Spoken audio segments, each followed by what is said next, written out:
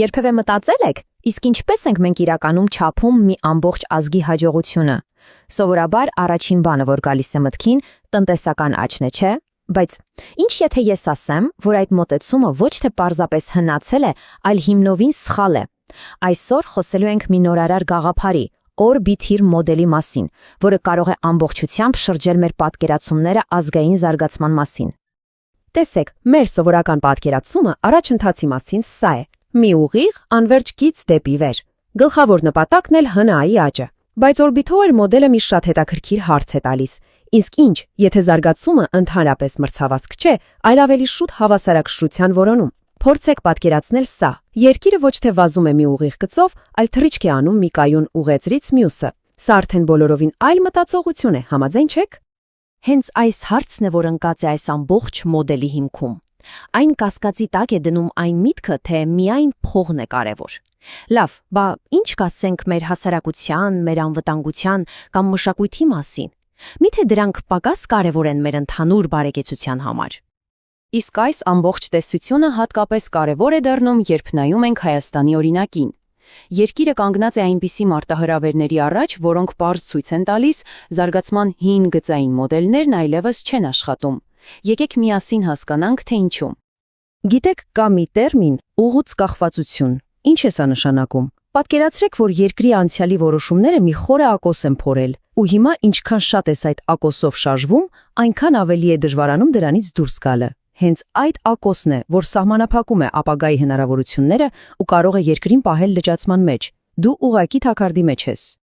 Դե հենց այսպիսի իրավիճակներից ելք գտնելու համար էլ ստեղծվել է օրբիտիր մոդելը։ Այն ոչ թե ուղղակի մեկ այլ տեսություն է, այլ նոր քարտեզ, որը նախատեսված է օգնելու երկրներին գտնել ճանապարհը զարգացման փակուղիներից դուրս։ Լավ, իսկ ո՞րն է օրբիտիրի ամենահիմնական տարբերությունը։ Այն երկրին նայում է ոչ թե որպես ինչ-որ տնտեսական մեքենայի, այլ որպես բարդ կենդանի օրգանիզմի։ Ու որպեսի հասկանա այդ օրգանիզմի ընդհանուր վիճակը, այն վերլուծում է 7 փոխկապակցված ոլորտ։ Իսկ որոնք են դրանք։ Եվ ահա այդ 7 հենասյուները, տեսեք, սրանք են՝ տնտեսական, սոցիալական, ինստիտուցիոնալ, անվտանգային, տեխնոլոգիական, բնապահպանական ու մշակութային։ Օրբիտիրի հիմնական գաղափարը հետևյալն է. դու չես կարող ունենալ, ասենք, հզոր տնտեսություն առանց կայուն ինստիտուտների, կամ չես կարող զարգացնել տեխնոլոգիաներ, եթե սոցիալական ոլորտը թույլ է։ Ամեն ինչ, բառացիորեն ամեն ինչ փոխկապակցված է։ Հենց սա էլ մոդելի ողջ գեղեցկությունն է, ի տարբերություն հին մոտեցումների, որտեղ ամեն ոլորտ կարծես առանձին լիներ, օրբիթիրը դրանք դիտարկում է որպես մեկ ամբողջություն, մի անիվ։ Ու շատ պարզ է, եթե այս անիվի մի ճաղը թույլ է, ամբողջ համակարգն է դառնում անկայուն։ Հաջողությունը, փաստորեն ոչ թե արագությունն է, այլ հենց հավասարակշռությունը։ Լավ, այսքանը հասկանալի է, բայց ինչպես է այս ամբողջ տեսությունը վերածվում կոնկրետ թվերի ու գործնական վերլուծության։ Եկեք միասին նայենք, թե ինչպես է աշխատում այս մոդելի շարժիչը։ Այս գործընթացն է, որ տեսությունը վերածում է իրական գործիքի։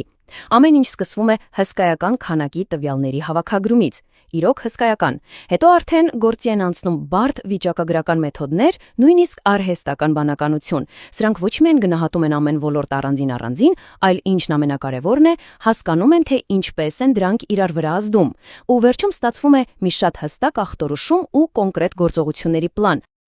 Իդեպ պետք չէ անհանգստանալ այսպիսի բարդ անվանումներից, ինչպիսին է SAPE-ը, որպեսզի պարզ լինի, սա նման է բժշկական ախտորոշման գործիքի։ Այն շատ ճշգրիտ ցույց է տալիս, թե համակարգի որ մասն է ուժեղ եւ որ մասն է թույլ։ Ու սա թույլ է տալիս շատ կոնկրետ, շատ ճշգրիտ կենտրոնանալ հենց խնդիրների վրա։ Դե ինչ, հասանք ամենահետաքրքիր մասին։ Ինչ ախտորոշում է տվել օրբիթիր մոդելը Հայաստանին։ Եկեք տեսնենք, թե ինչ պատմություն են մեզ պատմում թվերը։ Այս ամբողջ բարդ վերլուծությունը պատկերացնում եք ի վերջո հանգում է մեկ թվի։ Եվ ահա այն, Հայաստանի օրբիտալ ինդեքսը 0.544։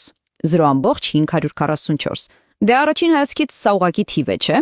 Բայց իրականում այս թվի հետևում մի ամբողջ պատմություն կա՝ երկրի ներկա վիճակի ու զարգացման ուղեցրում նրա դիրքի մասին։ Եվ այս ցուցանիշը Հայաստանին դնում է այսպես կոչված B ուղեծրի վրա։ Ինչ է դա նշանակում։ Սա անցումային շատ անկայուն գոտի է։ Երկիրը կարելի է ասել գտնվում է սուրի վրա։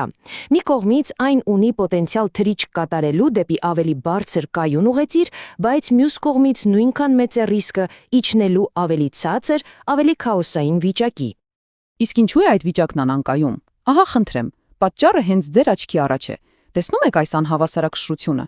Մի կողմից տեխնոլոգիական ոլորտը 0.59 ցուցանիշով կարծես լոկոմոտիվ լինի, որը առաջ է քաշում երկիրը։ Բայց մյուս կողմից անվտանգության ոլորտը ընդամենը 0.45, ոնց որ մի ծանր խարիսք լինի, որը թույլ չի տալիս առաջ գնալ։ Պարզ է, չէ, որ անհնար է կայուն ապագա կառուցել ու ասենք ներդրումներ բերել, երբ համակարգի ամենակարևոր հիմքերից մեկն այդքան խոցելի է։ Հենց այս անհամաչափությունն է, որ թույլ չի տալիս երկրին որակական թռիչք կատարել։ Լավ, ախտորոշումը շատ կարևոր է, բայց դրանից ավելի կարևոր է բուժումը։ Օրբիթիրի լավն այն է, որ այն ոչ միայն ցույց է տալիս խնդիրը, այլև առաջարկում է կոնկրետ ճանապարհ դեպի ավելի լավ ու կայուն ապագա։ Այսպիսով հասնում ենք գլխավոր հարցին։ Ի վերջո, ինչպես կարող է Հայաստանը թռիչք կատարել դեպի ավելի բարձր ու ավելի կայուն ուղեծիր։ Ինչ կոնկրետ քայլեր են պետք, որպեսզի այս ամբողջ վերլուծությունը իրական փոփոխության վերածվի։ Եվ մոդելը տալիս է զարմանալիորեն հստակ պատասխան։ Եթե Հայաստանը իր ջանքերը կենտրոնացնի երկու հիմնական ուղղությամբ՝ ինստիտուտների եւ տեխնոլոգիաների, ապա ավելի բարձր A ուղեծիր անցնելու հավանականությունը կգերազանցի 55%-ը։ Սա ուղղակի ենթադրություն չէ։ Սա տվյալների վրա հիմնված հաշվարկված ռազմավարություն է։ Ահա թե ինչ տեսք ունի թիրախը։ Ոչ թե պարզապես աճել միայն մի ուղղությամբ, այլ ընդլայնել ամբողջ ուղեծիրը, ամբողջ ռադարը։ Սա նշանակում է համաչափ զարգացում բոլոր 7 հենասյուներով, որտեղ ոչ մի ոլորտ հետ չի մնում։ Սա է փաստորեն կայունության բանաձևը։ Որպեսզի այս թռիչքը հնարավոր դառնա, մոդելը 3 հիմնական ռազմավարական լծակ է առաջարկում։ Առաջին՝ միավորել մեր ամենաուժեղ ու ամենաթույլ կողմերը, այսինքն տեխնոլոգիաներն ու անվտանգությունը, ստեղծելով քիբերանվտանգ պետություն։ Երկրորդ՝ զուգահեռ իրականացնել ինստիտուցիոնալ բարեփոխումներ եւ մշակութային նախաձեռնություններ, վստահությունն ու սոցիալական կապիտալն ամրապնդելու համար։ Եվ երրորդ՝ կառուցել շրջանաձև տնտեսություն, որտեղ բնապահպանությունը դառնում է տնտեսական աճի շարժիչ, ոչ թե դրա խոչընդոտը։ Այսպիսով վերջնական նպատակը, ինչպես տեսնում ենք, պարզապես առաջ գնալը չէ, խոսքը էվոլյուցիայի մասին է։ Էվոլյուցիա դեպի մի համակարգ, որն ավելի խելացի է, ավելի ճկուն ու ամենակարևորը ավելի կայուն։ Սա ըստ էության մի բոլորովին նոր հայացք է ազգի ապագան կառուցելու արվեստին։